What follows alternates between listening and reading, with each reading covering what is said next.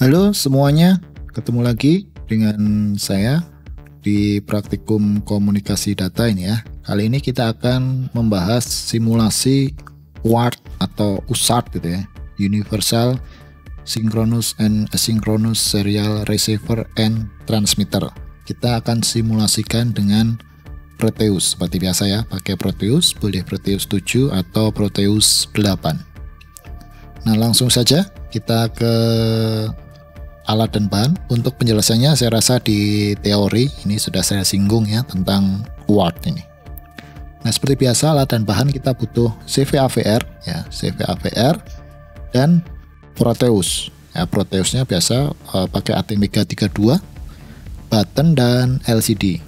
Oke, kita langsung saja menuju ke desain di Proteusnya.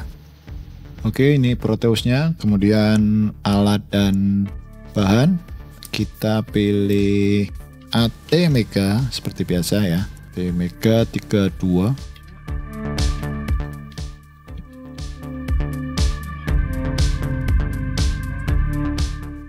Nah, ini ATmega 32, tinggal di double klik saja, nanti harusnya masuk ke library. Kemudian LCD. Nah, LCD display. Silakan mau yang 16x4 boleh, 16x2 boleh, yang penting koneksinya yang di sini ada 14 pin ya. Silakan disesuaikan. Saya pakai 16x4 saja biar kelihatan 4 baris ya. Kemudian kita pakai button. Nah, ini ya, push button yang aktif. Oke.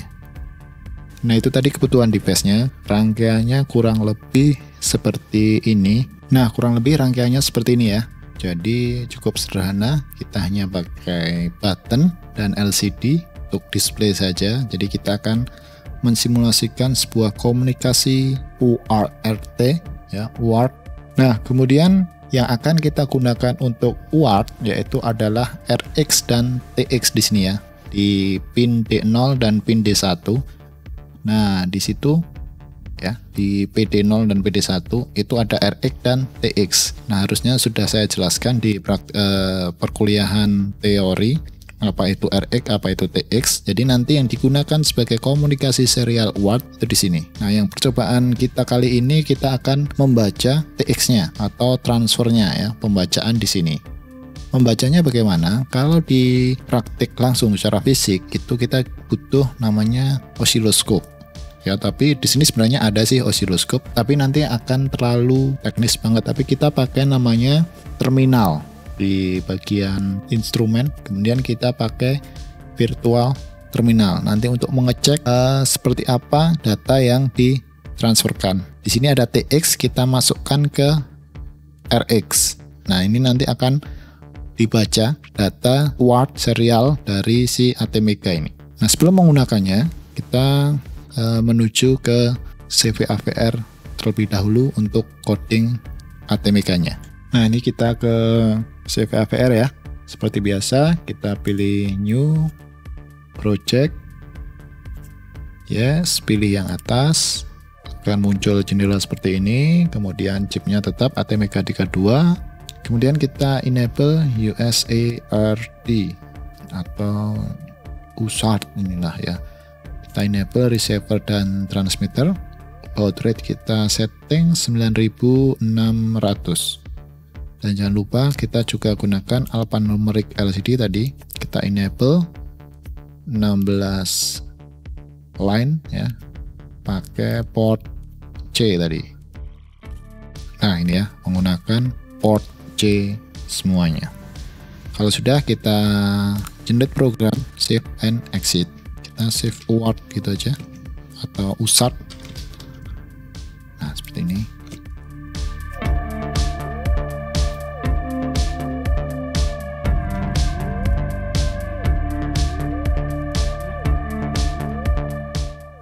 Nah, seperti biasa akan muncul jendela settingan banyak seperti ini. Kita mulai coding di bagian place your code here. Codingnya seperti apa? Nah, yang pertama yang sederhana dulu, kurang lebih seperti ini. Nah, ini coding yang sangat sederhana sekali. Kita coba coding paling sederhana ini ya.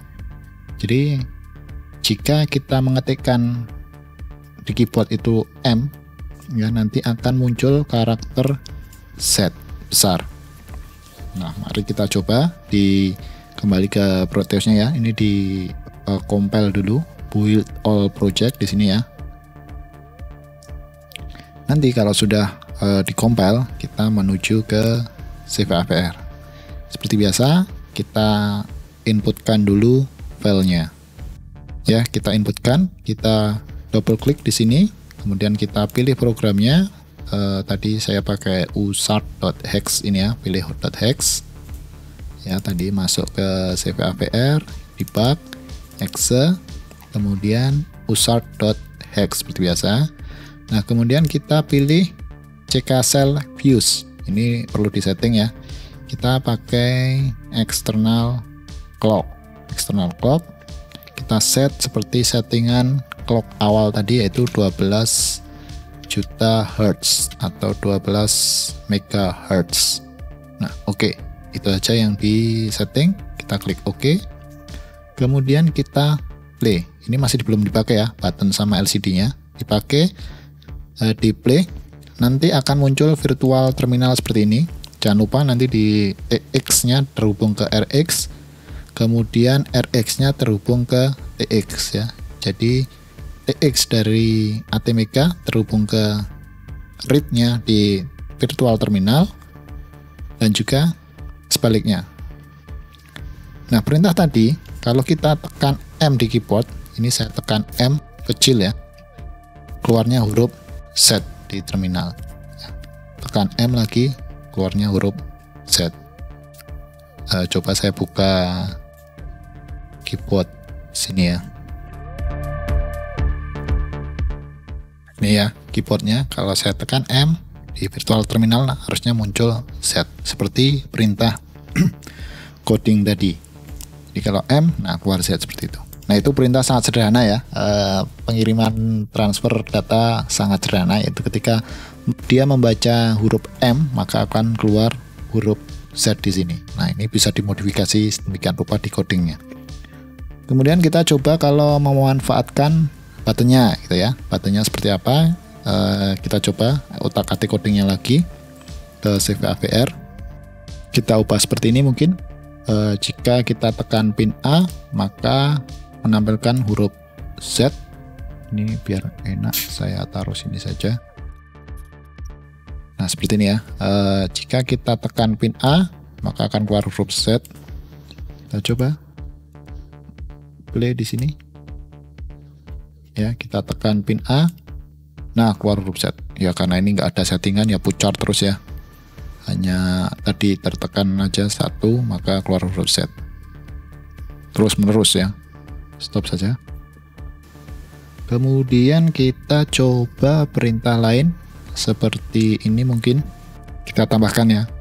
Jadi nggak cuman jika pin A sama dengan 1 ya, pin A0 ini sama dengan 1, tapi tambahkan selama ditekan. Nah, ini ada perintah while, ini berarti selama dia ditekan maka pucar gitu. Kalau tadi kan pokoknya asal sekali ditekan dia terus-terusan ya, kita tambahkan perintah ini, maka yang terjadi adalah seperti ini. Jadi hanya ketika ditekan saja harusnya ya, muncul huruf Z. Ditekan muncul huruf Z. Nah, seperti itu ya. Kemudian kita coba lagi eksplorasi lagi lebih dalam lagi.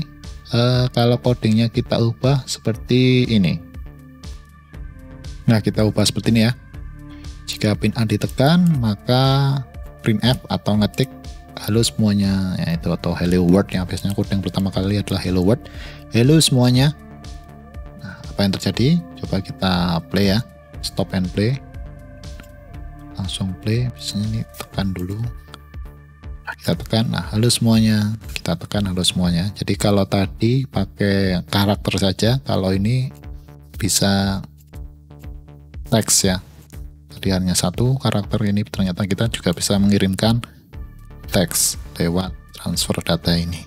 Kalau mau di bawahnya nanti ubah saja codingnya, ditambahkan backslash R. Kita coba stop play. Kalau kita ketik R-nya turun ke bawah. Nah, seperti itu ya. Kalau mau enter itu adalah backslash R ini. Halo semuanya di bawah. Nah, ini juga kita bisa kombinasikan dengan tampilan di LCD. Mungkin kita coba pakai variabel-variabel tambahan. Ya, codingnya kurang lebih nanti seperti ini. Nah, kita tambahkan coding seperti ini ya.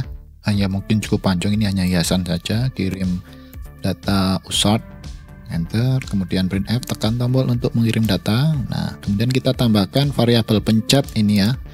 Nanti untuk menghitung berapa kali ditekan, dan variabel buff atau buffer, sama-sama karakter. Nanti ya seperti ini, dilihat dulu. Ini silahkan kalau mau di print screen dulu, mau dicontek codingnya. Nah, deklarasikan dulu variabelnya di bagian atas. Di bawah main point, di declare your local variables here. Ya, jadi pencet nilainya mulai dari 0, dan buffer ini pakai karakter karena nanti terbacanya di RX dan TX itu karakter. Codingnya kurang lebih seperti ini. Silahkan sambil ditiru mungkin. Nah, kalau sudah di compile seperti biasa ya, compile bagian atas ini dan dimasukkan lagi. Nah, kalau kita play, maka akan muncul seperti ini ya. Kita play. Nah, ini kirim data. Tekan tombol untuk mengirim data ya. Tombol ini kita tekan. Nah, tombol ditekan 1 kali. Muncul juga ya di LCD. Kalau ditambah dan seterusnya, kita bisa nambah-nambah. Nah, ini karena tadi ada pencet yang disimpan di ini buffer ini ya. Jadi kita bisa main-main. Nah, nilai angka. Nah, ini kalian bisa kembangkan. Silahkan mau dibikin seperti apa. Nah, jadi ini bisa dikembangkan ya. Kalian bisa mengembangkan. Ini buttonnya mau ditambah berapa, mungkin 3 button. Ketika button 1 ditekan, apa yang terjadi nanti di virtual terminal ini mengirimkan data seperti apa, bisa ya. Ini kita bisa memonitor apa yang terjadi di virtual terminal.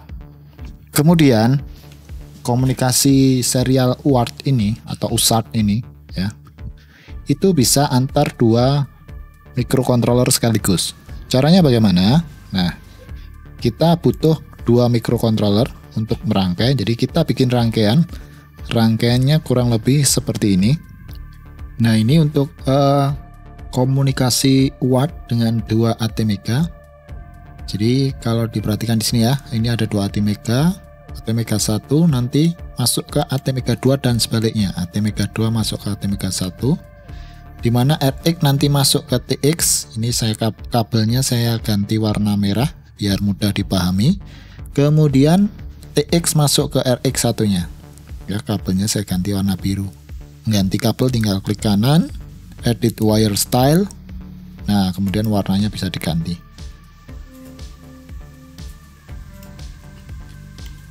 Nah, perintah ini apa yang terjadi? Nanti silahkan cek di modul. Nanti ada caranya, linknya, kodenya untuk salah satu untuk sender, salah satu untuk receiver ya, pengirim dan penerima. Jadi kalau kita play, nah di sini misalkan kita tekan, nah ini belum ada data masuk, masih 0 dan 0 ya. Kalau kita tekan di sini, nah ini muncul angka 150. 150 ini dikirimkan ke TX, diterima di receiver di sini. Di sini akan menampilkan angka 150 juga. Ya, kalau mungkin button lain ini 200, di sini 200 ini dikirim, akan muncul diterima oleh receiver angka 200 juga. Nah, konfigurasinya kurang lebih seperti ini. Ini nanti codingnya akan saya share ya di Classroom atau di modulnya, silahkan nanti dicek modulnya. Untuk konfigurasinya kurang lebih mirip seperti settingan awal tadi. Nah, itu tadi salah satu metode komunikasi data serial, di mana yang kita bahas kali ini adalah UART atau USART ya, menggunakan dua kabel RX dan TX. Harusnya kalau secara fisik itu ada kabel power. Nah, nanti gunanya untuk apa? Ini biasanya nanti untuk komunikasi dua microcontroller seperti ini, nanti saling bertukar informasi antara microcontroller 1 dan microcontroller 2. Ini nanti kita juga bisa I2C, IC to IC ya, dan lain sebagainya. Kalau di Arduino nanti bisa mengambil data dari sensor mungkin ya. Mungkin di sini adalah chip sensor masuk ke microcontroller. Dari microcontroller kita simpan ke suatu database. Dari database kita bisa proses hasilnya mungkin nanti untuk keperluan kalkulasi data dan lain sebagainya, atau mungkin untuk keperluan forecasting atau perhitungan lainnya ya.